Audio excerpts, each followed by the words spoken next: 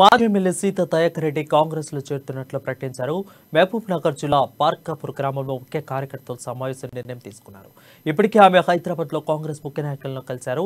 ఈ క్రమంలోనే నేడు అనుచరులతో సమావేశమై కాంగ్రెస్ లో చేరడంపై చర్చించారు. అనుచరుల అభిప్రాయం మేరకు కాంగ్రెస్ లో చేరుతున్నట్లు ప్రకటించారు. ఇదిలా ఉండగా వచ్చే ఎన్నికల్లో సీత దయాకర్ రెడ్డి ముక్తల్ నుంచి పోటీ చేస్తున్నారని చర్చ జరుగుతుంది.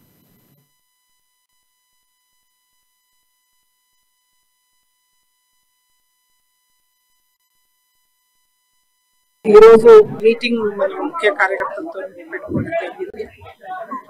కార్యకర్తలందరూ కూడా కాంగ్రెస్ కే మొగ్గు చూపుతున్నారు కాబట్టి కాంగ్రెస్ పార్టీలో చేరుతున్నాం. అందరి అభిష్టం మేరకు వాళ్ళ అభిప్రాయం మేరకు కాంగ్రెస్ పార్టీలో ఇక్కడి నుంచి పోటీ చేస్తాను. ఇక్కడి నుంచి అనేది కాదు, పోటీ చేస్తాను. బరిలో ఉంటాను. కాన్స్టిట్యున్సీలకు అందుబాటులో ఉంటా. 2 కాన్స్టిట్యున్సీలకు పనిచేస్తాను. ఎందుకంటే ఒకటి చెవులు, ఒకటి కళ్ళు, 2 ఓట్లు పనికిరాదు. డెఫినెట్ గా అంటే నాకు